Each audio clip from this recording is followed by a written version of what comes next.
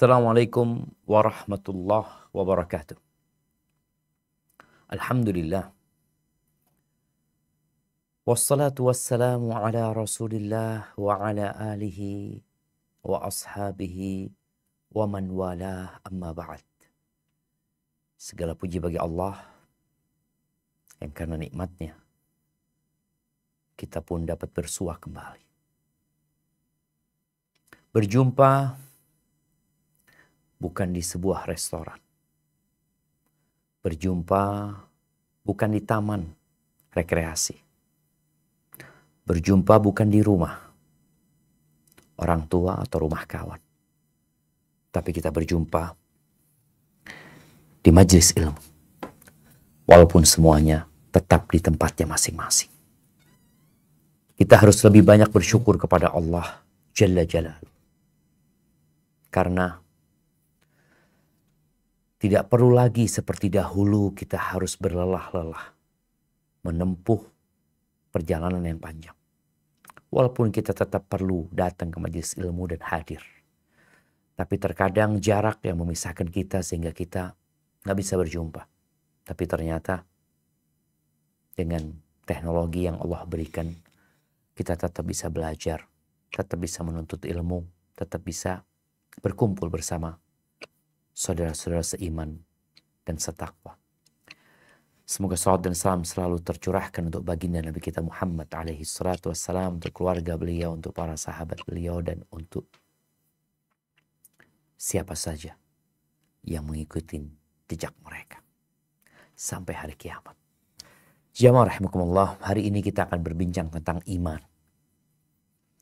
Mungkin sebagian orang merasa, apa sih urgensi kita bicara tentang iman? Kan kita udah sejak lahir beriman.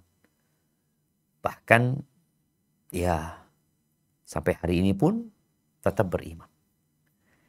Ahibati fillah, banyak di antara manusia di muka bumi ini merasa beriman. Mereka sebutnya orang-orang yang percaya, believer mungkin kalau bahasa Inggrisnya. Tapi apakah keimanan mereka, kepercayaan mereka itu benar atau tidak?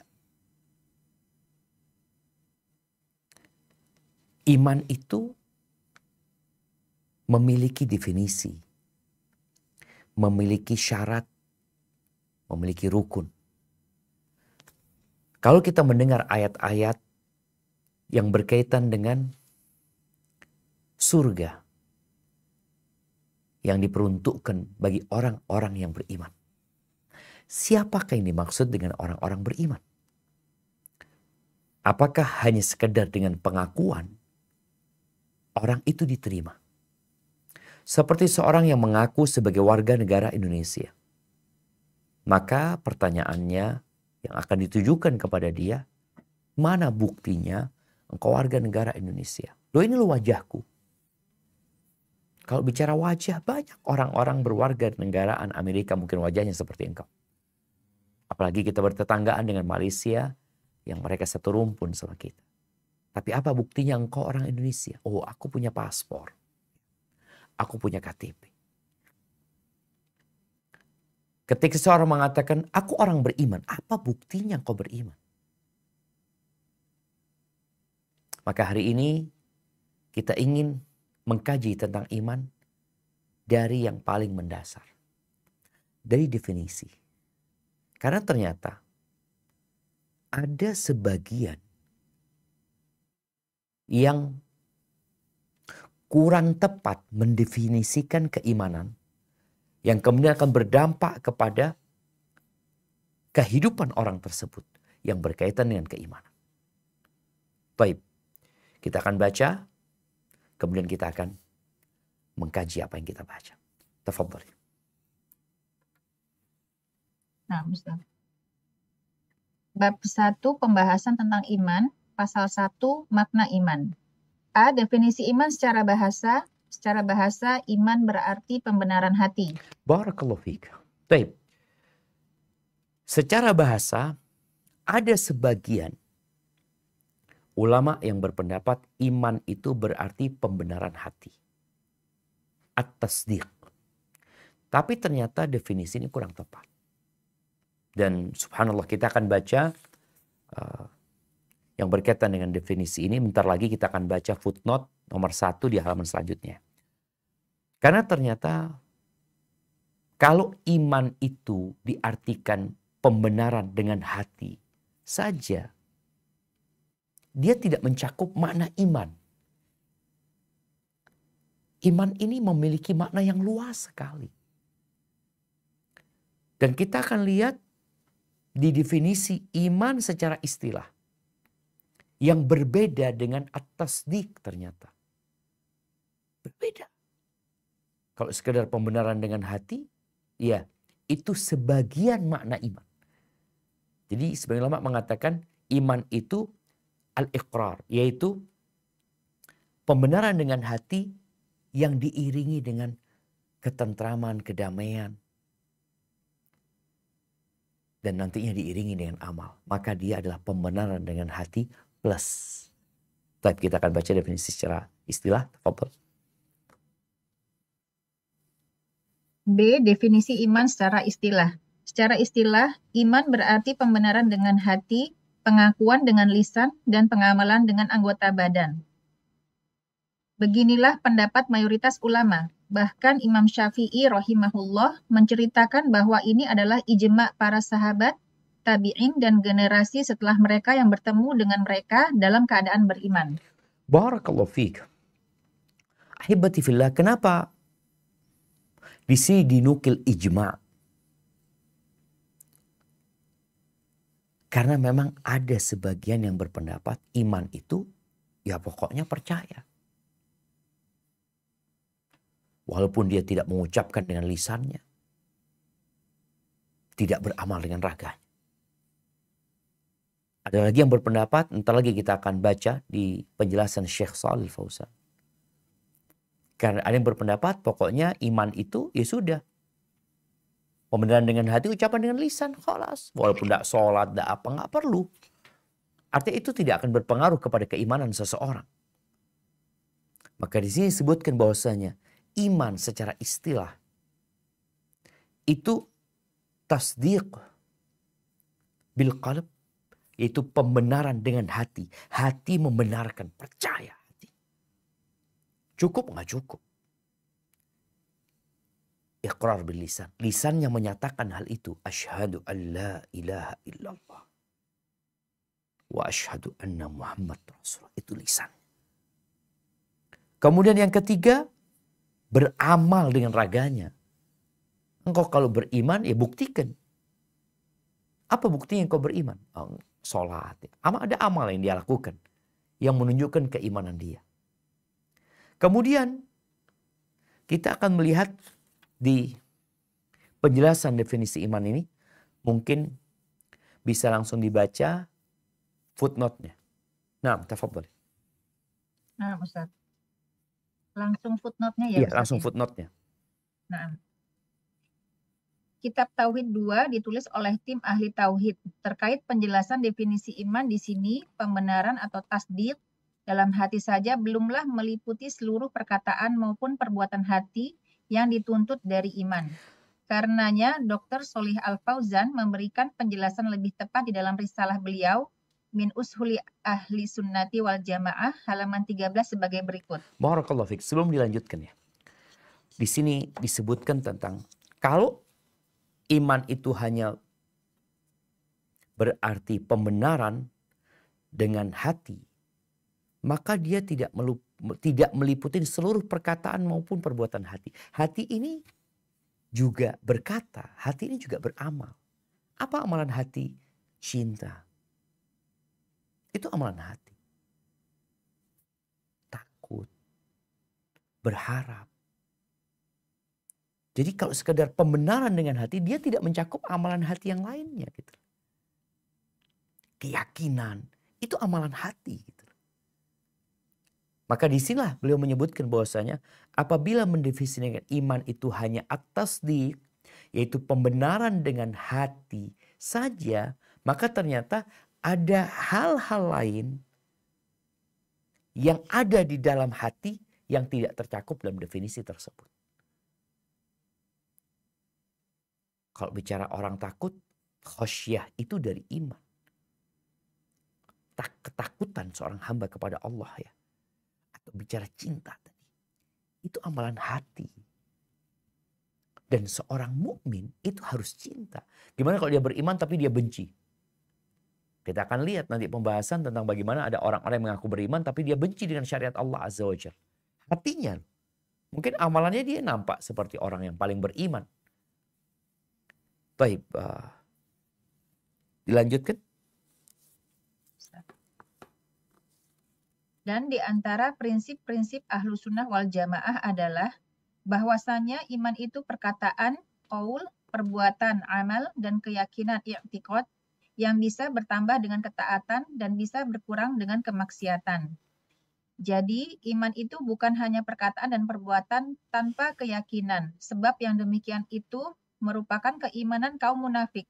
Dan bukan pula iman itu hanya sekedar pengetahuan atau ma'rifah dan meyakini tanpa ikrar dan amal, sebab yang demikian itu merupakan keimanan orang-orang kafir yang menolak kebenaran. Baik, di sini disebutkan iman itu bukan hanya perkataan dan perbuatan tanpa keyakinan. Kenapa? Orang-orang munafik itu Allah menyebutkan tentang mereka. Wa minan nasi may yaqulu amanna billahi wa bil yaumil akhir. Ada di antara manusia yang berkata kami beriman kepada Allah dan hari akhir. Buktinya apa? Kami sholat gitu. Orang munafik disolli. Orang munafik berangkat haji. Orang munafik berangkat jihad. Tapi apa dikatakan mereka? Wa ma hum bimu'minin. Kata Allah, mereka bukanlah orang-orang mukmin. Kenapa? Ini disebutkan. Iman itu bukan hanya ucapan. Iman itu bukan hanya perbuatan. Tapi di situ harus ada yang namanya keyakinan. Dan disebutkan di sini bahwasanya iman itu bertambah dan berkurang ya. Nah, taib. Dilanjutkan. Allah Ta'ala berfirman, dan mereka mengingkarinya karena kezaliman dan kesombongan mereka. Padahal hati-hati mereka meyakini kebenarannya. Maka lihatlah kesudahan orang-orang yang berbuat kerusakan. An-Naml ayat 14. Ya, selanjutnya. Karena sebenarnya mereka bukan mendustakanmu, akan tetapi orang-orang yang zalim itu menentang ayat-ayat Allah. Al-An'am ayat 33. Taib, dilanjutkan. Dan kaum Ad dan Tsamud, dan sungguh telah nyata bagi kamu kehancuran tempat-tempat tinggal mereka. Dan setan menjadikan mereka memandang baik perbuatan mereka, sehingga menghalangi mereka dari jalan Allah. Padahal mereka adalah orang-orang yang berpandangan tajam. Al-Ankabut ayat 38. Taib, ini keimanan orang-orang kafir. Kalau tadi kita sebutkan keimanan orang munafik itu beramal, berucap asyhadu an la ilaha illallah, asyhadu anna Muhammad Rasulullah, tapi hati mereka tidak beriman, tidak meyakini, tidak mempercayai. Sedangkan iman itu tasdik, keyakinan dengan mempercayai, membenarkan dengan hati, yang kedua mengucapkan dengan lisan, yang ketiga beramal dengan raga. Munafik ada dua. Apa? Ya, mereka beramal, mereka berkata, tapi hati mereka enggak. Orang-orang kafir hatinya tahu Nabi ini benar. Kok bisa? Maka Allah kata, "Innahum la yukadzibunak." Mereka enggak mendustakanmu. Mereka tahu engkau utusan Allah, tapi mereka sombong. Apakah sekedar tahu, membenarkan dengan hati, kemudian jadi beriman? Yang enggak. Bagaimana Abu Jahal atau bagaimana Abu Talib? Abu Talib itu tahu ponakannya benar. Tapi dia tidak mengimani. Dia tidak mengatakan asyhadu an la ilaha illallah. Dia juga tidak beramal dengan keimanan dia. Cuma dia punya ma'rifah. Pengetahuan kalau ponakan ini benar. Gak pernah berdusta dia. Makanya dia belain keponakannya sebenarnya. Tapi dia tidak mengikuti. Ini keimanan orang-orang kafir. Bagaimana kaumnya Nabi Saleh juga seperti itu ya. Ya gak cukup gitu. Sekedar ma'rifah. Sekedar mengetahui. Benar, dia itu benar sebenarnya. Cuma aku gak mau ikut gitu. Ya dia bukan beriman. Maka iman itu sekali lagi dengan hati, dengan lisan, dan dengan raga. Baik, dilanjutkan. Bukan pula iman itu hanya satu keyakinan dalam hati atau perkataan, dan keyakinan tanpa amal perbuatan, karena yang demikian adalah keimanan golongan Murji'ah. Allah seringkali menyebut amal perbuatan termasuk iman, sebagaimana tersebut dalam firman-Nya, sesungguhnya orang-orang yang beriman hanyalah mereka yang apabila ia sebut nama Allah bergetar hatinya, dan apabila dibacakan ayat-ayat Allah bertambahlah imannya. Dan kepada Allah lah mereka bertawakal, yaitu orang-orang yang mendirikan sholat dan yang menafkahkan apa-apa yang telah dikaruniakan kepada mereka. Merekalah orang-orang mukmin yang sebenarnya. Al-Anfal ayat 2-4. Lanjutkan. Dan Allah tidak akan menyia-nyiakan iman atau sholat kalian, Al-Baqarah ayat 143, yaitu sholatmu dengan menghadap ke Baitul Maqdis, maka sholat di sini dinamakan iman. Nah, ini kaum Murji'ah yang berpendapat amal itu tidak termasuk dalam iman. Iman itu cukup keyakinan dengan di hati, ucapan 2 kalimat syahadat cukup. Iman itu buat mereka. Sehingga orang kalaupun nggak beramal, nggak sholat selama hidupnya, ya dia tetap beriman. Ini menurut kelompok Murji'ah atau sebagian Murji'ah di antara mereka seperti itu. Jadi ingat, iman itu mencakup hati, lisan, dan perbuatan. Anak ingin menjelaskan lebih detail lagi ya, yang berkaitan dengan iman ini. Ada ucapan Syekhul Islam rahimahullahu ta'ala. Beliau mengatakan, min usuli ahli sunnati wal jamaah. Termasuk dari prinsip-prinsip ahlus sunnah wal jamaah, annad din wal iman, bahwasanya agama dan keimanan itu qaulun wa amal. Qaulun wa amal, ucapan dan perbuatan. Qaulul qalbi wal lisan, ucapan hati dan ucapan lisan. Perkataan hati dan perkataan lisan, dua ya. Perkataan hati, perkataan lisan. Wa amalul qalbi wa amalul lisan. Perbuatan hati dan perbuatan lisan. 4 jadinya. Kemudian wal jawarih, dan perbuatan raga kita. Jadi ada 5 perkara yang tercakup dalam definisi atau makna iman dalam pandangan ahlus sunnah wal jamaah. Diingatkan lagi, qaulul qalbi, ucapan hati dan perbuatan hati. Ucapan lisan dan perbuatan lisan. Yang ketiga, perbuatan raga kita. Taib, kita akan jelaskan yang pertama berkaitan dengan ucapan hati. Hati juga berkata, engkau mungkin tidak memperdengarkannya kepada orang lain. Apa yang disebut dengan qaulul qalbi? Ucapan hati. Nah, di sini ucapan hati itu tasdiq. Disebutkan tasdiquhu wa iqanu.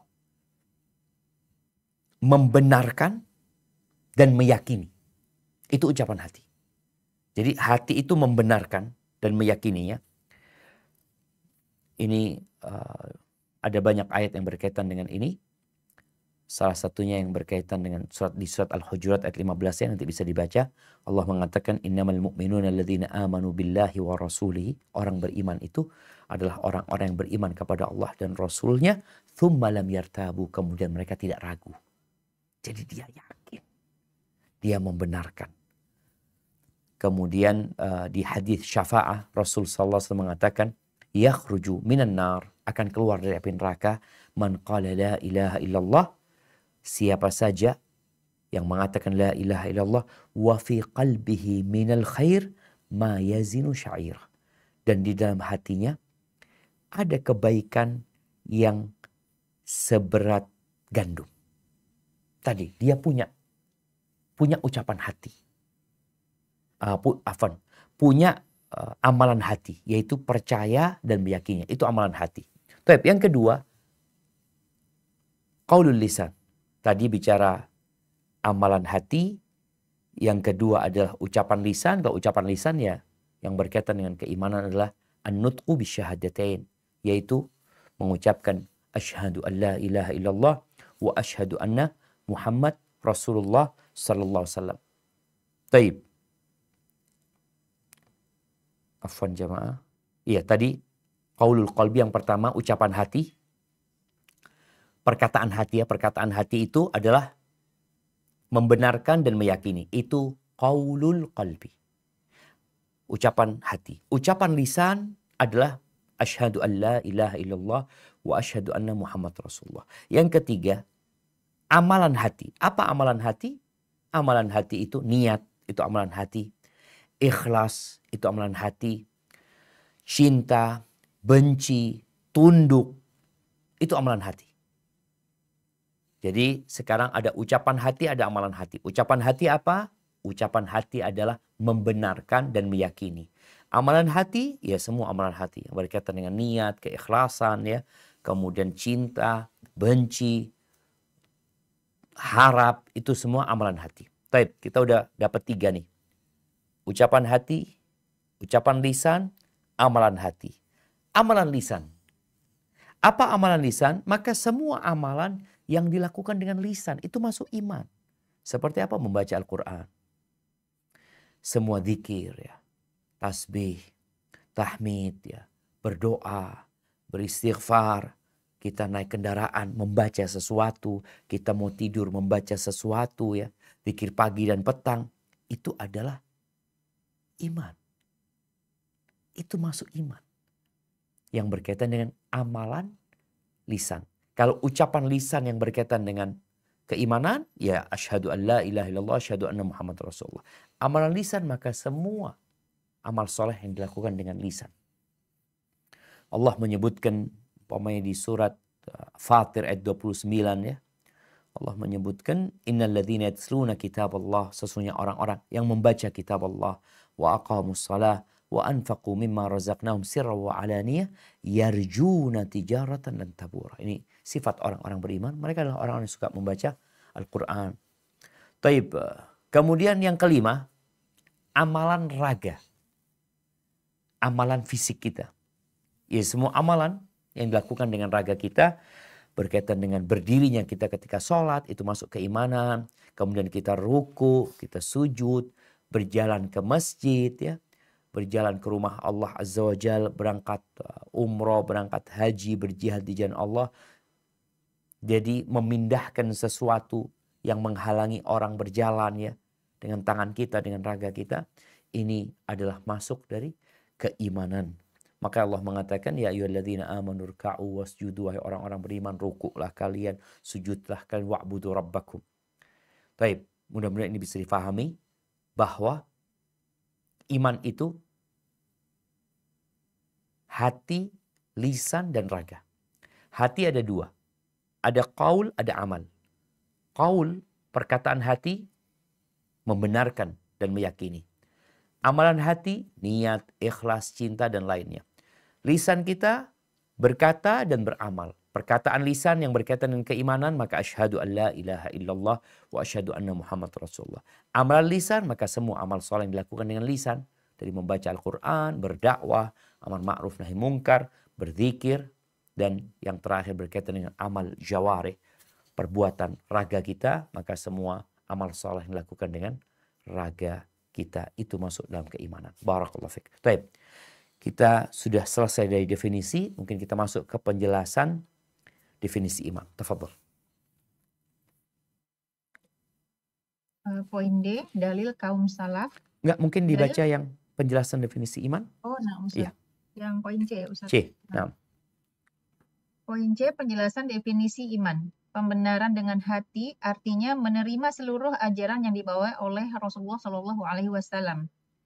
Pengakuan dengan lisan artinya mengucap 2 kalimat syahadat, yaitu bersaksi bahwa tidak ada ilah yang berhak diibadahi selain Allah dan bahwa Muhammad Shallallahu Alaihi Wasallam adalah utusan Allah. Pengamalan dengan anggota badan artinya hati mengamalkannya dengan keyakinan dan anggota badan mengamalkannya dengan melaksanakan ibadah. Kaum salaf rahimahullah memasukkan amalan dalam kategori iman. Karenanya iman dapat bertambah dan berkurang sesuai bertambah dan berkurangnya amalan. Masya Allah, barakallahu fiik. Iya, ini tadi yang sudah kita uraikan berkaitan dengan 3 hal, lisan, hati, dan raga kita. Dan iman itu bertambah dan berkurang.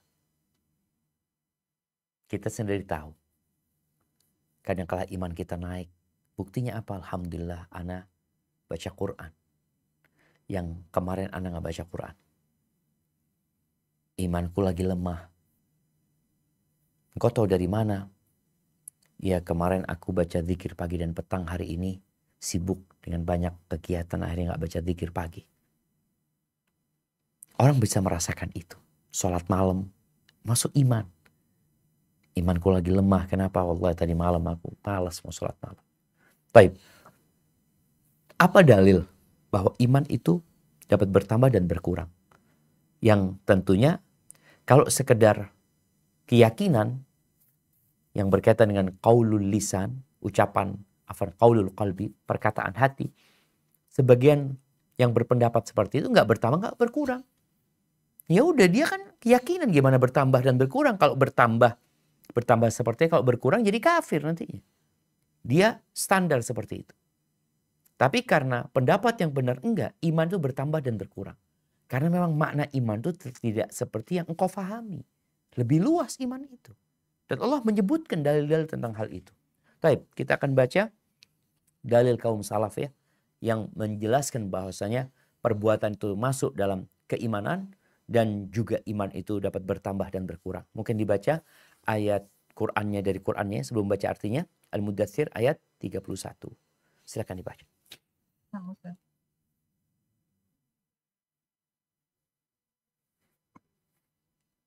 A'udzu billahi minasyaitonir rajim.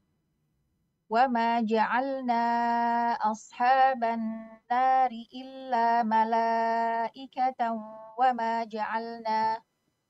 وما جعلنا عدتهم إلا فتنة للذين كفروا ليستيقن الذين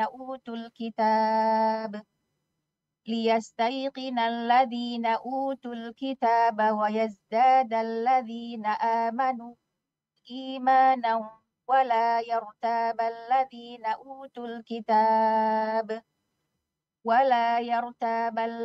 أوتوا الكتاب والمؤمنون وليقول الذين في قلوبهم مرض والكافرون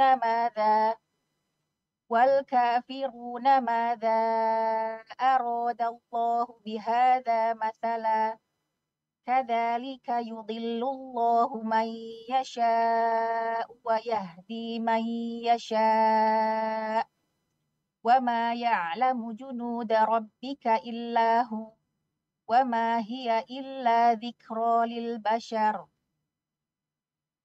Artinya, dan tiada kami menjadikan penjaga neraka itu melainkan dari malaikat, dan tidaklah kami menjadikan bilangan mereka itu melainkan untuk jadi cobaan bagi orang-orang kafir, supaya orang-orang yang diberi Alkitab menjadi yakin, dan supaya orang yang beriman bertambah imannya, dan supaya orang-orang yang diberi Alkitab dan orang-orang mukmin itu tidak ragu-ragu, dan supaya orang-orang yang di dalam hatinya ada penyakit dan orang-orang kafir mengatakan, apakah yang dikehendaki Allah dengan bilangan ini sebagai suatu perumpamaan? Surah Al-Mudaththir ayat 31. Baik, barakallahu fikum. Kita lihat jemaah. Di ayat ini Allah Azza wa Jalla menyebutkan wala yartabal ladzina utul kitab, supaya enggak ragu-ragu orang yang dikasih Alkitab. Allah juga sebutkan agar orang-orang yang beriman bertambah keimanan mereka. Berarti keimanan itu dapat bertambah. Cinta yang termasuk amalan hati itu dapat bertambah, dapat berkurang. Bagaimana kadangkala godaan dunia membuat cintanya kepada Allah, kepada akhirat, kepada agama jadi berkurang. Maka ayat ini menyebutkan bahwasanya iman itu bertambah. Kalau sesuatu yang bisa bertambah, mau tidak mau otomatis dia dapat berkurang. Bukan bertambah terus, enggak. Dan realitanya kita melihat ada orang yang bertambah keimanannya sehingga dia semangat beribadah, sehingga dengan mudah dia meneteskan air mata, dengan mudah dia bersedekah, dengan mudah dia berkorban. Tapi ada kondisi orang imannya berkurang sehingga dia tidak melakukan amalan-amalan soleh yang berat, yang ringan-ringan aja dia lakukan. Baik, barakallahu fiik. Kita akan baca awal surat Al-Anfal ayat 2 sampai 4. Nah, tafadhol.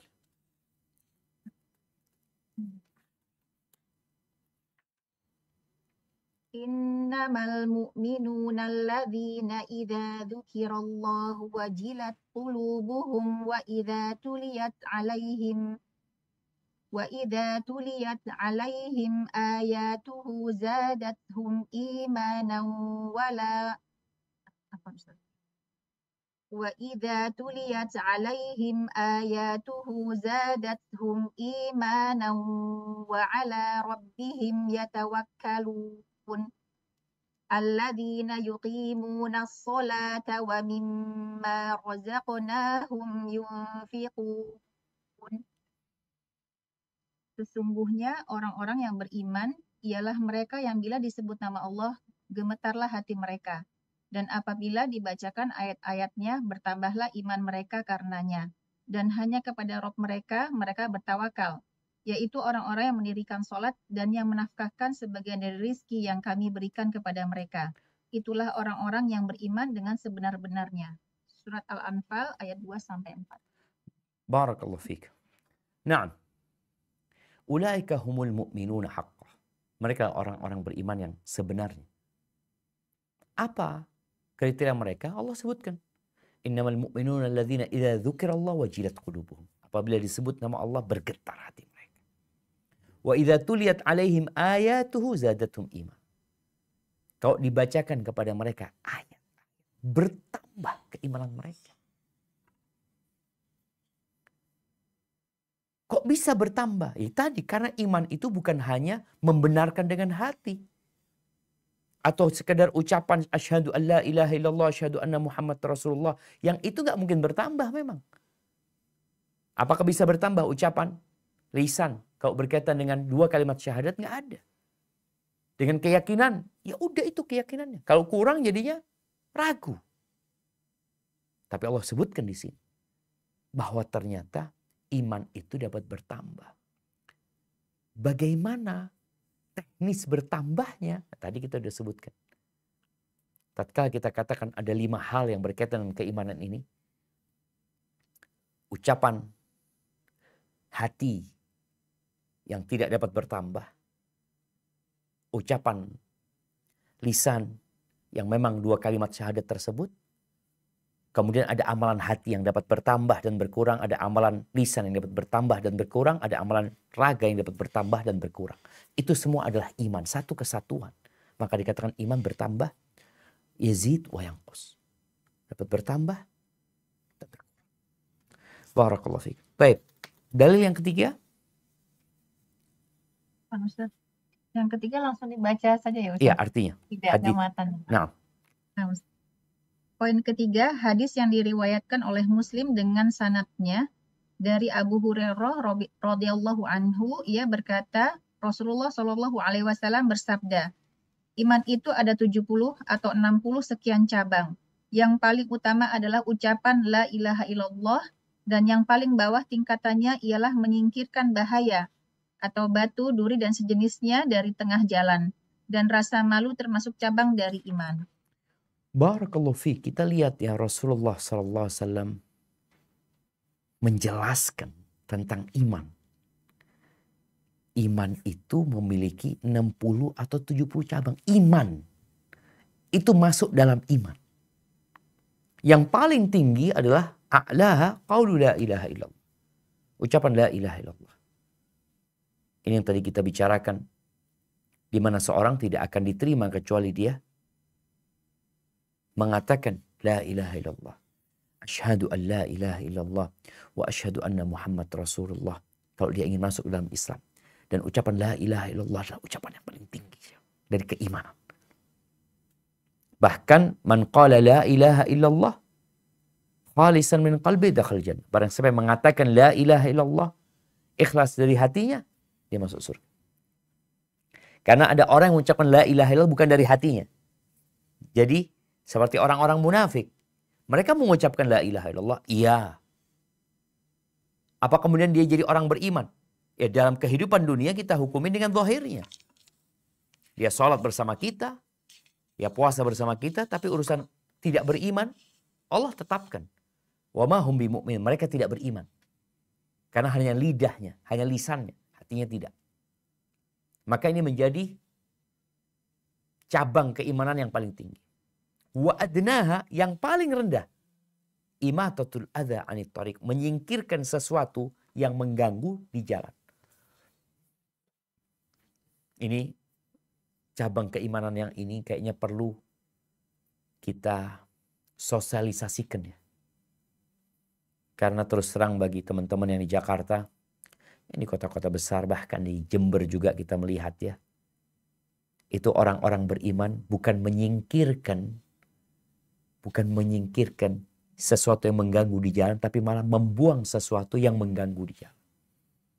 Sampah dibuang. Sungai-sungai, ada tumpukan sampah di sana. Tempat yang nggak boleh untuk buang sampah, orang pada buang sampah di situ, yang mengganggu banyak orang lain. Padahal ini menunjukkan kualitas keimanan. Sedih anak kadang-kala melihat ada orang berangkat ke masjid, sholat subuh dengan motornya, nyebrang sungai sebelum sampai ke masjid, kemudian di jembatan dia lempar sampah di sungai. Dia berangkat ke masjid, menunjukkan dia punya iman. Dia sholat di sana, tapi ada dari cabang-cabang keimanan yang ternyata dia tidak jaga. Wal haya'u syu'batun minal iman. Dan rasa malu itu adalah salah satu cabang keimanan. Dan kita hidup di masa yang banyak orang sudah kehilangan rasa malu. Rasa malu ini yang menjadikan orang menjauh dari perbuatan-perbuatan nista. Malu dia. Malu atas nama dirinya, malu atas nama keluarganya, malu. Tapi ketika rasa malu itu hilang, ya dia akan berbuat semaunya. Dan Nabi SAW menyebutkan, inna mimma adrakan nas min kalamin nubuwatil ula idza lam tastahi fasna' ma syi'ta. Di antara ucapan yang diwarisin dari ucapan para nabi-nabi terdahulu itu, kalau engkau nggak malu, udah engkau lakukan apa saja. Ya sudah, imannya udah hilang. Sehingga dia berkata, berbuat ya, tapi sekali lagi iman itu bertambah dan berkurang. Taib, dilanjutkan dalil yang keempat. Dalil yang keempat, hadis yang diriwayatkan oleh Muslim dengan sanadnya dari Abu Sa'id Al-Khudri radhiyallahu anhu, ia berkata, aku pernah mendengar Rasulullah Shallallahu alaihi wasallam bersabda, barang siapa di antara kalian melihat kemungkaran, hendaklah ia berusaha mengubahnya dengan tangannya. Bila tidak mampu, maka dengan lisannya. Bila tidak mampu, maka dengan hatinya. Dan itu adalah tanda iman yang paling lemah. Barakallahu fiik ya. Di hadis yang pertama tadi yang kita baca, Nabi SAW menyebutkan iman itu memiliki 70 cabang atau 60 cabang lebih. Di hadis yang keempat ini berkaitan dengan amar ma'ruf nahi mungkar ya, di mana Rasulullah SAW menyatakan, man ra'a minkum mungkaran, barang siapa melihat kemungkaran maka rubah dengan tangannya. Ini menjadi satu hal yang wajib kita lakukan. Kita melihat kemungkaran jangan dibiarin, dirubah dengan tangannya. Enggak mampu dengan tangan, maka dengan lisannya. Enggak mampu dengan lisan, karena akan membuat kemungkaran lebih banyak dan boleh jadi terjadi kejahatan yang lebih besar lagi. Maka rubah dengan hatinya. Hati, raga, tangan, lisan. Lisan kita, kemudian hati. Dan Nabi menyebutkan, wadzalika ad'aful iman. Yang merubah dengan hatinya itu adalah keimanan yang paling rendah. Ini juga menunjukkan bahwa keimanan itu dapat melemah dan dapat menguat. Dapat bertambah dan berkurang. Baik, kemudian kita akan masuk ke pasal kedua, hakikat iman. Nah, silahkan dibaca di halaman 185. Nah. Pasal 2, hakikat iman. Allah Azza wa Jalla berfirman, innamal mu'minuna alladzina idza dzukirallahu wajilat qulubuhum wa idza tuliyat alaihim ayatuhu wa zadatuhum imanan wa ala rabbihim yatawakkalun alladzina yuqimuna as-salata wa mimma razaqnahum yunfiqun ulaika humul mu'minuna haqqan lahum darajatun 'inda rabbihim wa maghfiratun wa rizqun karim. Sesungguhnya orang-orang yang beriman ialah mereka yang apabila disebut nama Allah gemetarlah hati mereka. Dan apabila dibacakan ayat-ayatnya bertambahlah iman mereka karenanya. Dan hanya kepada Robnya mereka bertawakal. Yaitu orang-orang yang mendirikan sholat dan yang menafkahkan sebagian dari rizki yang kami berikan kepada mereka. Itulah orang-orang yang beriman dengan sebenar-benarnya. Mereka akan memperoleh beberapa derajat ketinggian di sisi Robnya dan ampunan serta rizki atau nikmat yang mulia. Al-Anfal ayat 2-4. Barakallahu fiik ya. Di ayat ini kita mendapati Allah Azza wa Jal mensifati orang-orang yang beriman. Bagaimana lembutnya hati mereka. Ini bicara ada amalan hati ya. Idza dzukirallah, kalau disebutkan Allah, wajilat qulubuhum, gemetar hati mereka.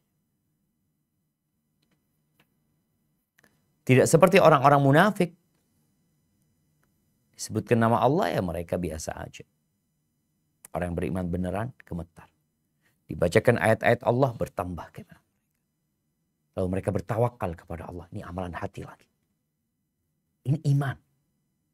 Hati bergetar, iman bertambah, dan mereka berserah diri kepada Allah Azza wa Jalla. Jadi tawakal itu amalan hati. Ada orang yang kadangkala menanyakan tentang apakah orang tawakal nggak harus atau nggak perlu beramal. Ya udah tawakal. Tawakal itu amalan hati. Amalan ragamu kau disuruh bekerja. Jadi hatimu berserah diri kepada Allah, ragamu bekerja dan masuk keimanan juga. Kemudian disebutkan bahwasanya sifat mereka orang beriman ini yuqimunas shalah. Mereka mendirikan sholat. Mereka mengeluarkan sebagian hartanya yang Allah rezekikan kepada mereka. Mereka inilah orang-orang yang beriman sebenarnya. Jadi orang yang beriman ini beramal sebagai bukti keimanan dia. Dan amal itu termasuk dari iman dia. Bukan dipisahkan antara iman dan amal. Memang Allah sering menyebutkan bagaimana alladzina amanu wa amilus sholihat. Iman dan amal soleh. Seakan-akan amal soleh bukan termasuk keimanan. Enggak. Dipisahkannya amal soleh dari keimanan dalam banyak ayat itu untuk menjelaskan pentingnya atau kedudukan amal itu dari keimanan. Sehingga nggak boleh diremehkan. Karena itu termasuk dari iman. Bahkan dari keimanan yang paling penting setelah adanya keyakinan dan adanya ucapan di lisan. Baik. Ayat yang kedua. Walladzina amanu wa hajaru wa jahadu fi sabilillahi walladzina awaw wa nasaru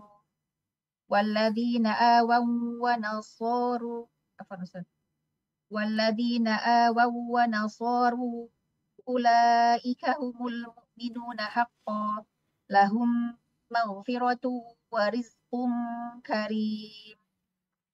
Dan orang-orang yang beriman dan berhijrah serta berjihad di jalan Allah dan orang-orang yang memberi tempat kediaman dan memberi pertolongan kepada orang-orang muhajirin. Mereka itulah orang-orang yang benar-benar beriman. Mereka memperoleh ampunan dan rizki atau nikmat yang mulia. Surat Al-Anfal ayat 74. Masya Allah. Kita lihat tuh. Tadi juga disebutkan ulaika humul mu'minuna haqqah. Mereka adalah orang-orang beriman yang sebenarnya. Di Al-Anfal 74 juga disebutkan ulaika humul mu'minuna haqqah. Mereka orang-orang beriman yang sebenarnya. Jadi apa yang dilakukan orang beriman yang sebenarnya? Disebutkan. Mereka beriman. Mereka berhijrah. Mereka jihad fi sabilillah. Mereka menolong Allah dan Rasulnya. Memberikan tempat buat Nabi alaihi salatu wassalam. Mereka orang beriman yang sebenarnya. Jadi amalan-amalan itu masuk dalam keimanan. Karena Allah sebutkan ulaika humul mu'minun. Jadi kalau melihat orang beriman, ya itulah orang beriman. Maka kembali kepada definisi keimanan tadi, iman itu adalah ucapan hati dan ucapan lisan, amalan hati dan amalan lisan serta raga kita. Baik, kita akan masuk ke pembahasan tentang Islam dan iman. Karena kita tahu di hadis Jibril alaihissalam ya, yang ketika Dia datang kepada Nabi SAW lalu dia bertanya kepada Rasulullah SAW, "Ya Muhammad, akhbirni anil Islam." Kabarkan kepada aku tentang Islam. Maka Nabi SAW menyebutkan, "An tashhada an la ilaha illallah wa anna Muhammad Rasulullah wa tuqimas salah wa tu'tiyaz zakah wa tasuma Ramadan wa tahujjal bait in istata'ta ilaihi sabila." Beliau mendefinisikan iman itu dengan rukun, Islam itu dengan rukun Islam. Kemudian ditanya yang kedua tentang iman. Beliau mengatakan iman itu untuk minabillahi wa malaikatihi wa kutubihi wa rusulihi wal yaumil akhir wa tu'mina bil qadari khairihi wa syarrihi. Beliau menyebutkan rukun iman yang 6. Kemudian ketika ditanya tentang ihsan, beliau alaihissalam menyebutkan, "An ta'budallah ka'annaka tarahu fa in lam takun tarahu fa innahu yarak." Engkau beribadah kepada Allah seakan-akan kau melihat Allah. Kau nggak sampai ke situ, maka engkau yakin Allah senantiasa mengawasimu, melihatmu. Di akhir hadis, Nabi alaihissalam menyebutkan, ini Jibril mengajarkan kepada kalian tentang agama kalian. Baik, kita akan masuk ke definisi Islam. Silakan dibaca. Poin B. Nama Ustaz. Poin B, Islam. Rasulullah Shallallahu Alaihi Wasallam sering kali menyebut beberapa hal dengan Poin B, sebutan nah. Islam. B. Poin? Nah, Poin B, Ustaz. iya betul, poin B. Nah, tentang Islam ya Ustaz. Iya, tentang Islam. Nah, Halaman 187 ya. nah Ustaz. Poin B, Islam. Rasul Shallallahu Alaihi Wasallam seringkali menyebut beberapa hal dengan sebutan Islam, seperti penyerahan hati, menghindarkan manusia dari gangguan lisan dan tangan, memberi makan fakir miskin, berkata yang baik, dan semua perkara yang beliau sebut dengan sebutan Islam di dalamnya nampak jelas ada ketundukan dan kepatuhan. Status Islam akan kuat dengan 2 kalimat syahadat, mendirikan sholat, menunaikan zakat, berpuasa pada bulan Ramadan, dan menunaikan ibadah haji ke Baitullah. Lanjutkan. Inilah syiar-syiar Islam yang paling tampak. Dengan menunaikannya, penyerahan diri seseorang dianggap sempurna, dan dengan meninggalkannya, ia dianggap tidak taat dan tidak patuh. Lanjutkan, nak. Penyerahan hati juga mengandung makna ridho dan taat. Adapun menghindarkan manusia dari gangguan lisan dan tangan mengandung makna adanya ikatan persaudaraan dalam agama atau ukhuwah Islamiyah. Menyingkirkan bahaya juga termasuk menjalankan ajaran agama ini yang mengajak pada yang baik, melarang menyakiti, menyuruh pada sikap saling tolong-menolong, dan mengajak pada semua yang baik. Lanjut. Nah, apabila seseorang mengerjakan semua itu, juga sifat-sifat terpuji lainnya, berarti ia termasuk orang yang taat dan patuh. Itulah di antara gambaran paling jelas dalam menerjemahkan ajaran Islam. Sebab sifat-sifat terpuji tersebut mustahil lahir sebagai sebuah amalan dan perilaku apabila tidak ada tasdik atau pembenaran. Sifat-sifat itulah yang menjadi terjemahan dari Islam. Masya Allah, barakallahu fiik. Iya. Kalau bicara Islam, maka ada beberapa hadis yang disampaikan oleh Rasul SAW ketika beliau menerjemahkan makna Muslim, umumnya al-Muslim, man salimal muslimun min lisanihi wa yadih. Orang Islam itulah orang lain selamat dari lisan dan perbuatan dia, ya dari gangguan dia. Kemudian disebutkan di sini bagaimana Muslim itu membantu orang lain, menolong orang lain. Ini adalah amalan-amalan zahir, syiar-syiar yang nampak. Nabi menyebutkan Islam itu dengan syiar-syiar yang nampak. 2 kalimat syahadat nampak, didengar oleh orang. Kalau bicara sholat kelihatan sama orang. Kemudian yang namanya berangkat haji atau mengeluarkan zakat dan lainnya, itu adalah amalan-amalan yang zahir, yang terlihat. Tapi kaitannya dengan keimanan, ini tidak akan dilakukan oleh seorang hamba kalau nggak ada kepercayaan di hatinya, tidak ada pembenaran di hati. Atau dia melakukan itu tanpa pembenaran di hati. Seperti orang-orang munafik. Namun akan nampak dia tidak serius mengerjakan. Seperti sholat. Allah ketika menyebutkan orang-orang munafik yang mereka lisannya menyatakan asyhadu an la ilaha illallah wa anna Muhammad Rasulullah. Allah katakan idza qamu ila salati qamu kusala. Mereka kalau bangkit mendirikan salat, mereka malas-malasan. Yura'unan nas. Akan terbukti dia riya, hatinya riya. Wala yadhkuruna Allah illa qalila. Ya dia hanya cepat-cepat saja, dia tidak berzikir kecuali sedikit. Maka yang namanya orang, ya kalau kita dengar Islam itu berserah diri. Iya, berserah diri dengan menjalankan semua yang diperintahkan oleh Allah Azza wa Jalla.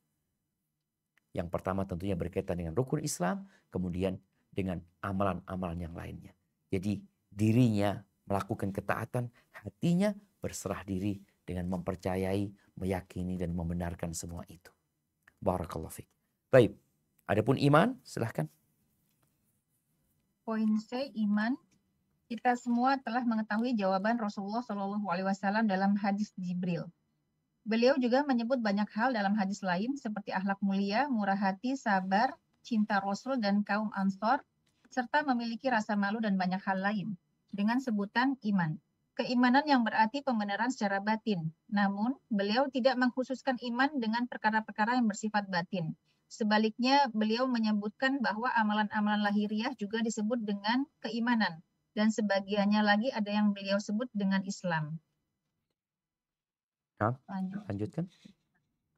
Beliau menyebut keimanan utusan Abul Qais dengan sebutan Islam sebagaimana yang terdapat dalam hadis Jibril alaihi salam. Beliau juga menyebutkan di dalam hadis Syu'abul Iman, cabang-cabang keimanan. Yang paling tinggi ialah ucapan la ilaha illallah. Dan yang paling rendah ialah menyingkirkan bahaya, batu, duri, dan sejenisnya dari tengah jalan. Apa yang terdapat di antara keduanya ialah amalan-amalan lahiriah dan batiniah. Barakallahu fiik. Taib. Yang pertama menyebut keimanan untuk utusan bukan Abul Qais ya, Abdu Qais. Abdu. Taib ahibati fillah. Di sini dijelaskan tentang ternyata iman itu tidak selalu amalan batin. Memang di hadis Jibril Nabi menyebutkan alaihissalatu wassalam 6 rukun iman. Tapi di hadis lain Nabi menyebutkan seperti tadi yang kita baca tentang iman itu 60 atau 70 lebih cabangnya ya. Salah satu yang disebutkan itu bukan amalan batin. Imatatul adza 'anit thariq. Menyingkirkan sesuatu yang ganggu di jalan. Ini amalan lahir. Tapi itu masuk keimanan. Tapi di riwayat lain Nabi SAW menyebutkan Islam juga kadang-kadang dengan amalan batin. Jadi bagaimana menggabungkan sekarang antara Islam dengan iman?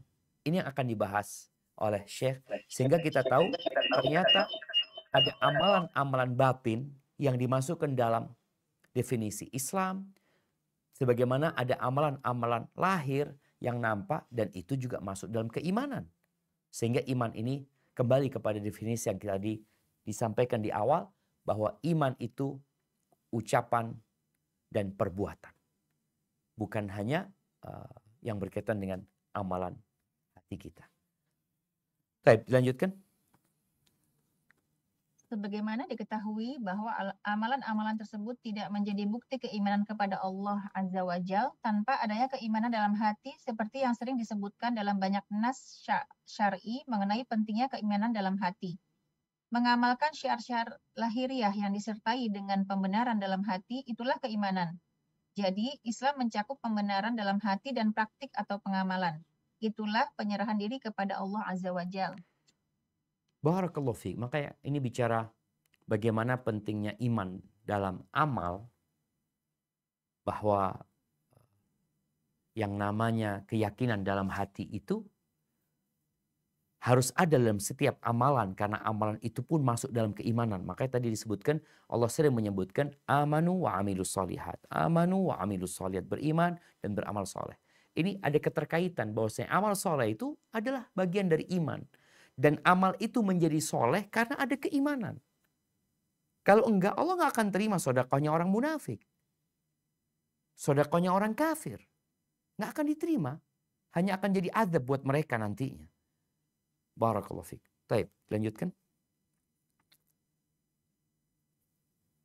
Atas dasar ini semua, maka dapat dikatakan bahwa apabila kata Islam dan iman disebutkan bersamaan, maka kata Islam diartikan dengan amalan-amalan lahir dan kata iman diartikan dengan amalan batin.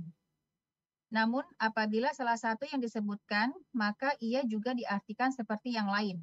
Artinya, Islam diartikan dengan keyakinan dan amalan, sebagaimana iman jika disebutkan sendirian juga memiliki arti yang sama. Barakallahu Kedua, fiik. Iya. nah, Ustaz. Jadi ini seringkali ada pertanyaan. Apa perbedaan Islam dan iman? Maka apabila dua hal ini berkumpul dalam satu konteks, seperti pertanyaan Malaikat Jibril kepada Nabi SAW, kabarkan kepada aku tentang iman, tentang Islam, maka kemudian diterjemahkan atau diartikan oleh Nabi SAW bahwasanya iman itu amalan batin ya. Iman berkaitan dengan iman kepada Allah dan rukun iman yang lainnya. Adapun Islam berkaitan dengan amalan zahir. Tapi kalau ada kalimat iman sendiri, orang-orang beriman, maka yang dimaksud adalah orang-orang Islam juga gitu. Apabila dikatakan orang-orang Islam atau ada ucapan Islam, maka Islam itu mencakup amalan lahir dan batin. Iman pun kalau sendirian mencakup amalan lahir dan batin seperti itu. Barakallahu fiik. Nah, lanjutkan. Keduanya sama-sama wajib. Seseorang tidak akan dapat meraih ridho Allah dan diselamatkan dari azabnya, kecuali bila secara lahir ia patuh kepadanya dengan disertai keyakinan dalam hati. Keduanya tidak boleh dipisahkan. Iman dan Islam yang diwajibkan atas seseorang tidak akan sempurna kecuali bila ia menjalankan perintah-perintahnya dan menjauhi larangan-larangannya. Namun kesempurnaan iman yang wajib itu juga belum mencapai titik maksimal karena adanya perbedaan tingkat dalam pertambahan amal dari amalan sunnah dan bertambahnya tasdik atau pembenaran. Allah Ta'ala alam. Masya Allah, barakallahu fiik. Jadi ternyata iman ini ada iman yang wajib, ada iman yang sunnah. Jadi ada iman yang wajib dia melakukan itu. Ada iman yang hanya sunnah. Jadi bertambah keimanannya, ya seperti kalau kita bicara iman yang wajib ini berkaitan dengan rukun Islam. Melaksanakan sholat, wajib dia. Kemudian puasa Ramadan wajib. Tapi iman yang sunnah berkaitan dengan puasa 6 hari di bulan Syawal. Artinya kalau dia nggak ngerjakan, ya nggak apa-apa.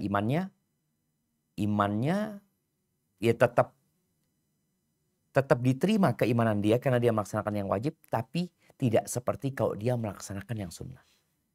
Karena ini berkaitan dengan bertambah dan berkurang keimanan. Jadi ada iman yang wajib, ada iman yang sunnah. Dan insya Allah itu akan dibahas pada kesempatan yang akan datang berkaitan dengan rukun iman dan cabang-cabangnya nantinya.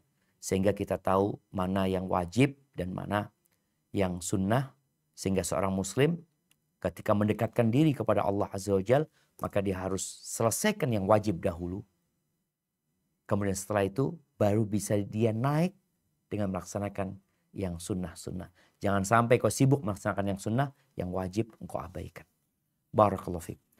Baik, kalau sudah ada pertanyaan kita masuk, kalau enggak kita selesaikan rukun iman dan cabang-cabangnya.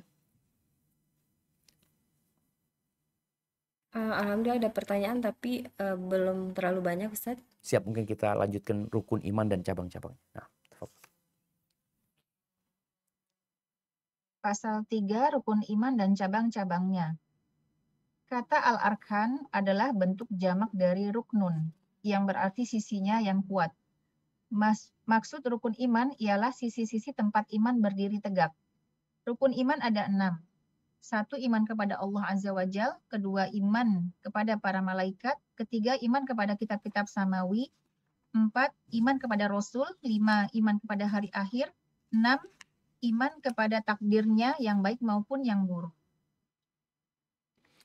Baik, ahibati fillah, 6 hal yang berkaitan dengan rukun iman ini perlu kembali kita ingatkan anak-anak kita. Perlu diingatkan kembali kalau ada yang jadi guru ya. Di kelas anak-anak SMP, anak-anak SMA, anak-anak kuliah ya. Bagi yang punya perusahaan tempat dia bekerja di sana, dia punya anak buah, belum kau tanyakan kembali. Ada yang nggak ingat. Ada yang ingat tapi sudah tidak urut lagi. Ada yang mungkin ingat dengan urut tapi tidak memahaminya secara utuh tentang beriman kepada Allah. Beriman kepada malaikat-malaikatnya. Ditanya tentang kitab-kitab yang Allah turunkan, dia juga nggak tahu.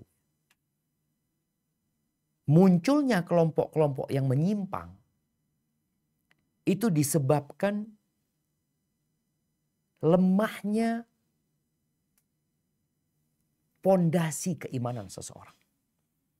Contoh nih, pada saat di Jakarta ada yang bernama Lia Eden. Ada seorang yang mengaku titisannya Maryam, kemudian mengaku putranya adalah Nabi Isa alaihissalam ya. Banyak pengikutnya. Kemudian tatkala ada satu orang yang mengaku sebagai Rasulullah yang bernama Ahmad Musaddiq, itu banyak pengikutnya. Ini masalah yang mendasar sekali sebenarnya. Ada seorang yang beriman ketika dia punya pengetahuan yang cukup tentang rukun iman, yang dia yakini dengan dalil-dalilnya, sehingga dia menempuh kehidupan ini dengan selamat dari berbagai fitnah. Karena buktinya banyak pengikutnya. Ketika ada di Cianjur seorang yang mengaku Nabi Idris, dan ada pengikutnya lagi. Dan terus akan muncul ini. Maka yang perlu dilakukan oleh seorang muslim adalah menguatkan yang berkaitan dengan rukun iman ini. Sehingga dia akan tenang menghadapi godaan dan fitnah-fitnah yang ada. Di Indonesia ada sebuah aliran yang namanya Ahmadiyah. Yang sempat terjadi keributan di Jakarta ya. Yang jadi pertanyaan, kenapa ada orang-orang yang mengikuti mereka? Padahal nggak ada Nabi setelah Nabi Muhammad SAW.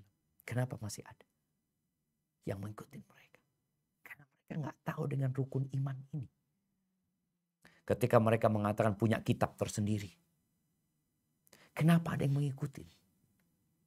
Padahal udah selesai ditutup dengan Al-Quran. Kitab-kitab yang dahulu pun sudah nggak bisa dipakai lagi. Karena terjadi penyimpangan di dalamnya. Karena berkaitan dengan hal ini. Ada lagi yang sibuk membahas tentang kapan terjadinya kiamat. 2012 dahulu ya. Katanya ini, katanya ini. Kenapa masih ada umat Islam yang ikut meramaikan berita tersebut? Karena kadang berkaitan dengan beriman dengan hari akhir. Yang lemah pengetahuan dia dengan hal itu. Barakallahu fiik. Coba dilanjutkan. Dalilnya ialah jawaban Rasulullah SAW ketika ditanya oleh malaikat Jibril tentang pengertian iman.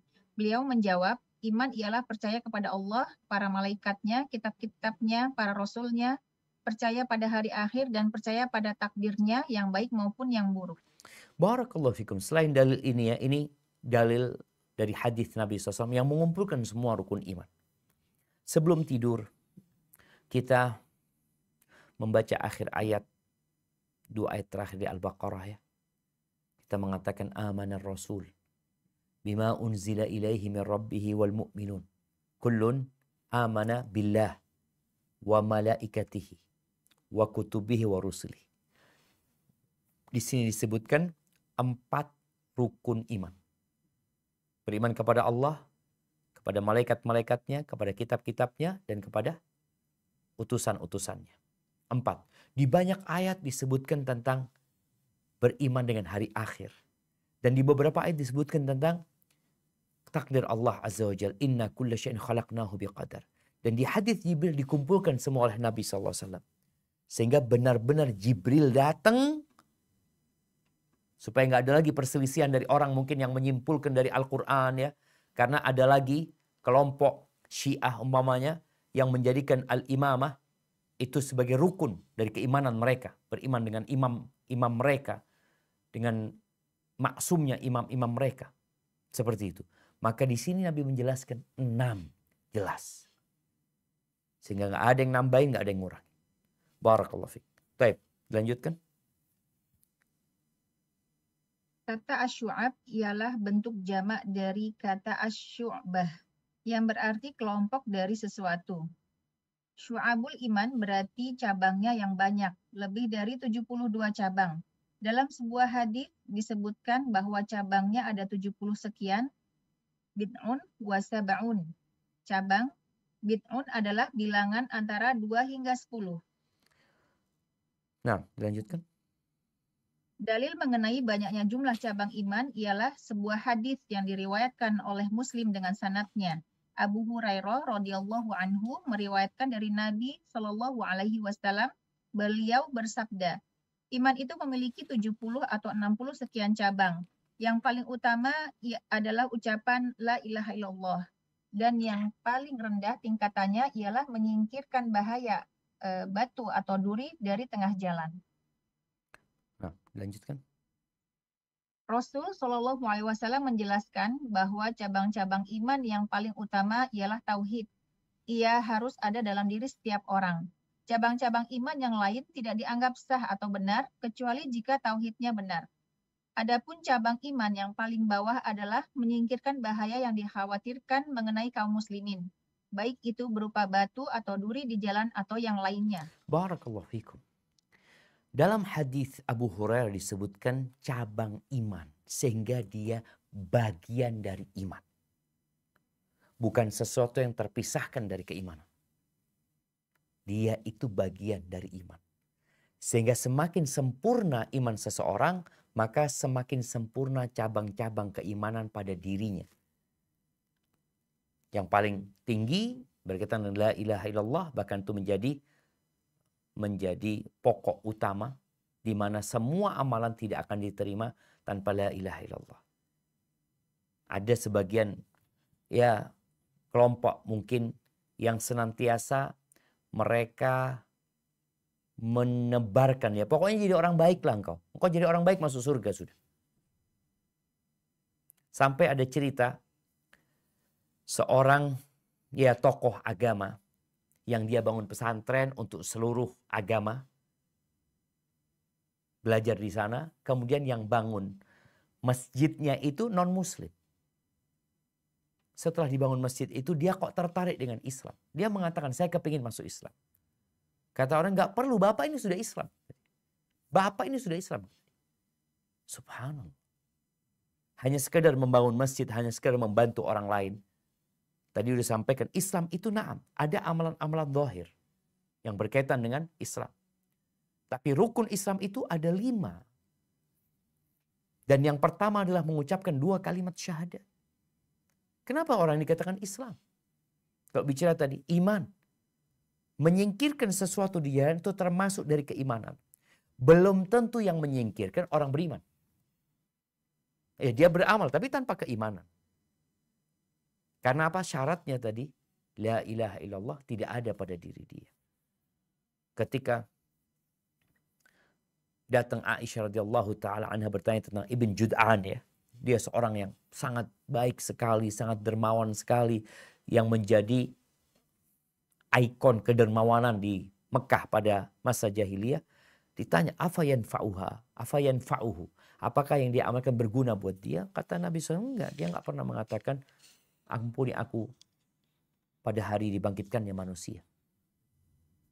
Karena enggak beriman dia itu. Jadi, yang mengatakan la ilaha illallah khalisan dari hatinya. Dari hatinya dia meyakini hal itu. Maka dia beriman. Walaupun nanti tadi kita sampaikan ada cabang-cabang keimanan yang wajib yang harusnya dia lakukan tapi dia tinggalkan, maka dia akan mendapatkan hukuman dari apa yang dia lakukan. Kalau cabang-cabang keimanan yang berkaitan dengan sunnah anjuran, nggak diharuskan dia mengamalkannya. Tapi jelas ini Nabi alaihissalatu menyebutkan yang paling tinggi la ilaha illallah, yang paling rendah adalah menyingkirkan sesuatu yang mengganggu dari jalan. Baik, di antara 2 yang paling tinggi dan paling rendah ini ada apa? Silahkan dibaca. Di antara 2 sisi ini, paling atas dan paling bawah ada banyak cabang. Seperti mencintai Rasul, mencintai saudara seiman layaknya mencintai diri sendiri, jihad dan lain sebagainya. Beliau Shallallahu Alaihi Wasallam tidak menjelaskan cabang-cabangnya secara keseluruhan. Karena itu para ulama beristihad mengenai jumlah bilangannya. Al-Hulaimi, penulis kitab Al-Minhaj, menyebutkan bahwa jumlahnya ada 77. Sementara menurut Al-Hafidh Abu Hatim bin Hibban, jumlahnya ada 79. Barakallahu fiik ya. Ya ini kita lihat bagaimana semangat para ulama ya. Ketika Nabi SAW menyebutkan 60 atau 70 lebih. 70 lebih itu nggak sampai 80. Di antara 72 sampai 79. Itu mereka berusaha untuk menyebutkan. Dan ini pentingnya kita belajar ya. Sehingga mungkin nanti ke depan kita belajar kitab yang berkaitan dengan cabang-cabang keimanan. Sehingga kita, oh ini termasuk keimanan ya. Dan kita tidak meremehkan amal kebajikan sedikit pun. Karena kita tahu, oh ini memiliki fadilah yang besar. Karena Nabi SAW tidak menyebutkan secara detail. Apa saja, mungkin di beberapa hadis disebutkan. Tapi pada hadis Abu Hurairah ini beliau tidak menguraikannya. Dari 1 sampai 79 atau 1 sampai 77. Maka para ulama berijtihad. Dan gak ada masalah kita membaca dan mengkaji di ijtihad para ulama agar kita dapat menyempurnakan iman kita. Baik, dilanjutkan. Cabang-cabang iman yang banyak ini sebagiannya merupakan tiang dan pondasi ushul. Iman akan hilang bila ia tidak ada, seperti mengingkari adanya hari akhir. Adapun sebagiannya merupakan furu atau cabang. Iman masih tetap ada meski ia atau furu hilang. Hanya saja dengan meninggalkannya akan mengakibatkan berkurangnya iman atau bahkan menjadikan seseorang menjadi fasik. Contoh tidak memuliakan tetangga. Barakallahu fiik ya. Ya ini berkaitan dengan cabang keimanan ada yang wajib, ada yang sunnah. Kalau bicara yang wajib ini pun ada yang merupakan usul. Kalau bicara usul disebutkan di sini, ada yang kalau hilang yang nggak beriman. Rukun iman tadi yang 6. Nggak beriman dengan malaikat-malaikat Allah. Keluar dari Islam. Nggak beriman dengan hari akhir. Keluar dari iman. Bukan orang beriman. Walaupun dia, enggak, saya beriman kepada Allah loh. Saya mukmin. Tapi kalau bersama hari akhir, enggak. Ini enggak bisa, engkau tidak beriman, maka engkau keluar. Ini satu kesatuan yang harus diterima seluruhnya. Adapun yang berkaitan dengan pondasi, ini maka disebutkan di sini, ada yang kalau hilang, tidak sampai keluar dari iman. Tapi berkurang keimanannya. Atau bahkan menjadikan dia orang fasik ya. Seperti ucapan Nabi SAW. Wallahi la yu'min, wallahi la yu'min, wallahi la yu'min. Beliau alaihissalatu wassalam kata, demi Allah dia nggak beriman. Demi Allah dia tidak beriman. Demi Allah dia tidak beriman. Itu para sahabat bertanya, ya Rasulullah, man ya Rasulullah. Siapa yang kau nafikan keimanan dari dirinya? Alladzi la ya'manu jaruhu bawa'iqahu. Yang tetangganya tidak merasa aman dari gangguan. Apakah ucapan Nabi Wallah la yu'min, dia tidak beriman, dia keluar dari iman, menjadi kafir? Enggak sebenarnya. Tapi dia menjadi fasik. Jadi ada yang menjadi fasik atas perbuatan dia gara-gara cabang keimanan dia tidak jaga. Barakallahu fiik. Baik, lanjutkan. Dalam diri seorang mukmin terkadang terdapat cabang-cabang keimanan dan kemunafikan. Sehingga lantaran cabang kemunafikan itu ia berhak diazab. Hanya saja ia tidak kekal di neraka karena dalam hatinya masih ada keimanan. Orang yang kondisinya seperti ini tidak berhak disebut mukmin mutlak yang memperoleh janji surga, mendapat rahmat di akhirat dan selamat dari azab. Di samping derajat mukmin mutlak juga bertingkat-tingkat. Wallahu ta'ala. Masya Allah, barakallahu fiik. Ya. Rasulullah SAW beliau mengatakan kullu ummati yadkhulul jannah.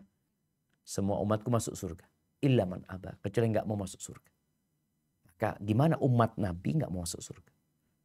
Kata Nabi SAW, man ata'ani dakhal jannah. Yang taat kepada aku masuk surga. Di sini semua cabang-cabang keimanan dia kerjakan ya. Dia insya Allah waman ya'ba waman asani faqat aba. Yang bermaksiat kepada aku maka dialah yang enggan masuk surga.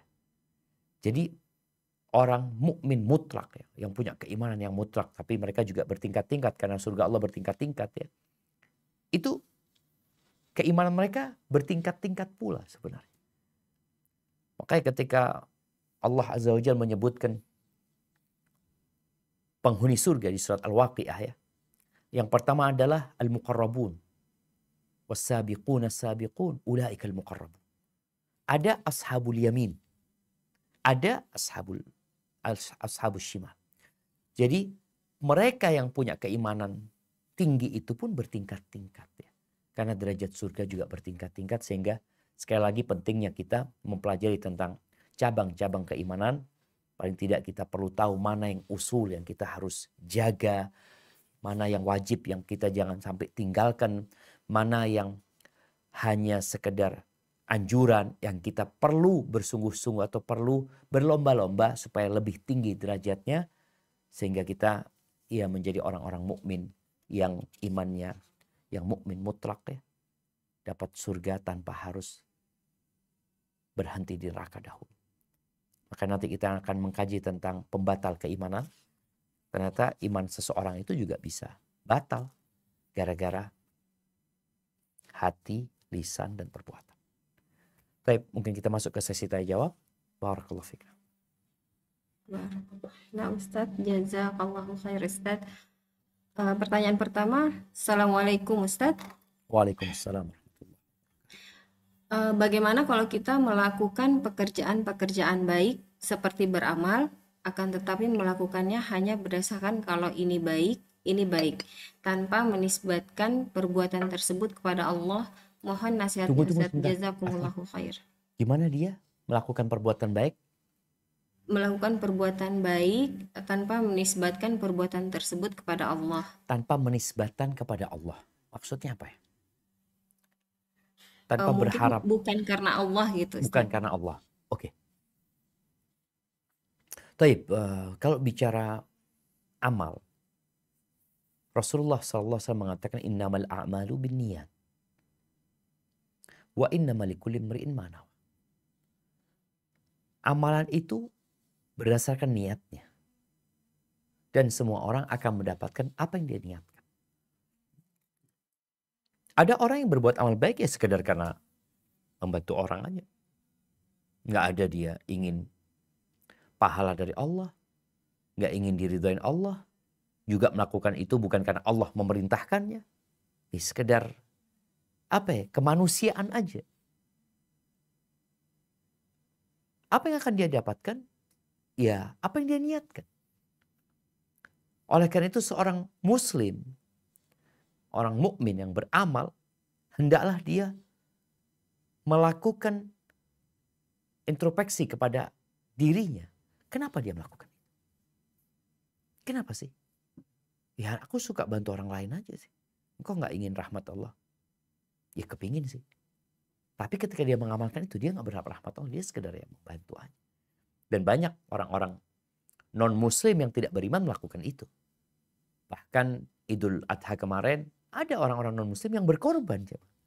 Ditanya, kenapa kok berkorban? Beli kambing kurban. Dia. Kenapa? Ya saya senang aja gitu. Maka dia tidak akan mendapatkan balasan di akhirat nanti. Karena dia berbuat itu hanya untuk kesenangan dia. Barakallahu fikum.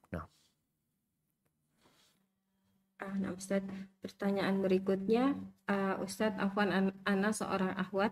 Kalau kita kalau kita bangun kesiangan, terus hal pertama yang kita lakukan, apakah mendirikan sholat sunnah dulu atau langsung sholat subuh?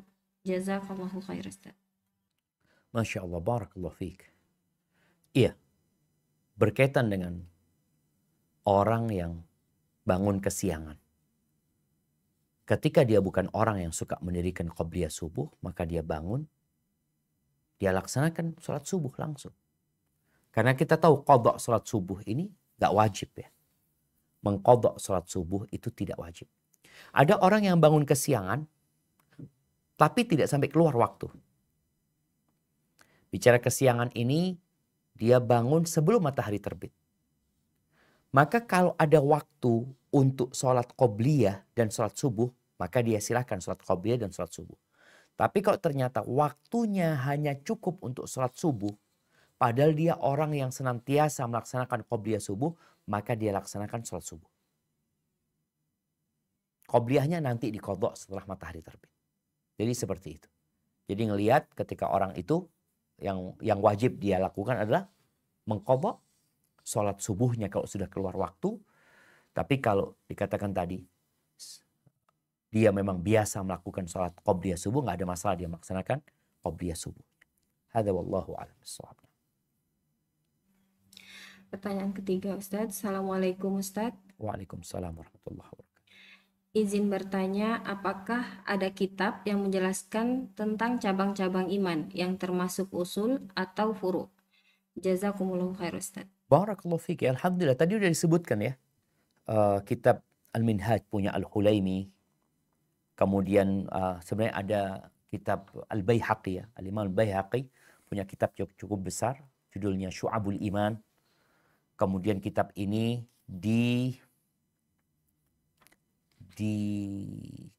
bukan disimpulkan ya. Ditalkhis. Diringkas oleh Al-Hulaimi. Tadi disebutkan nama kitabnya. Cuma Anda nggak tahu apakah kitab ini udah diterjemahkan. Insya Allah udah diterjemahkan ya. Kitab Al-Hulaimi ini. Kitabnya nggak besar. Kitabnya kecil. Insya Allah itu bisa menjadi rujukan. Hadza wallahu a'lam bissawab. Nah. Berikutnya ada Ukhti Maila yang ingin bertanya langsung. Tafadholi. Tafadholi barakallahu fiik. Ukhti Maila, tafadholi.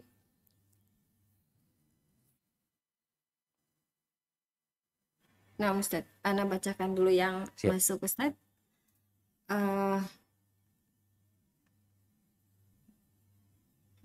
Assalamualaikum Ustadz. Waalaikumsalam. Semoga Ustadz dan keluarga serta tim selalu dalam lindungan Allah. Izin meminta nasihatnya untuk para akhwat Ustadz yang bekerja, baik yang sudah bersuami maupun yang belum bersuami. Jazakallahu khair Ustadz, barakallahu fiik. Masya Allah ya. Taib, kita nih berada di masa, di waktu, di zaman di mana tenaga para wanita itu dibutuhkan. Kemarin siapa ceritanya? Pabrik-pabrik besar itu, mereka mempekerjakan wanita. Karena wanita itu detail katanya. Salah satu perusahaan Epson nggak saya. Rata-rata katanya yang kerja wanita Ustaz, yang ngerakit itu ya. Karena detail perempuan itu ya. Dan dia sabar. Aku nggak kayak orang laki. Kacau kalau mereka melakukan hal itu. Apa yang harus dilakukan wanita? Yang pertama, engkau harus bertakwa kepada Allah Azza wa Jalla. Dengan melaksanakan perintah dan menjauhi larangan. Yang kedua, jangan tergoda dengan dunia ini. Kau hanya sementara. Jangan sampai gara-gara dunia engkau lupa dengan kewajibanmu. Jangan sampai karena dunia engkau lupa dengan tanggung jawabmu sebagai seorang anak. Kalau dia katakan dia wanita belum menikah, kemudian kalau dia sudah menikah dia sebagai seorang istri, kalau dia sudah punya anak dia sebagai seorang ibu, jangan sampai lupa. Kewajiban memberikan nafkah itu bukan kewajiban. Tapi apabila seorang ambisinya dunia, dia nggak peduli. Karena ada dalam benak dia, karir dia, harta dia, jabatan dia, kekuasaan mungkin. Kalau yang dicari dunia.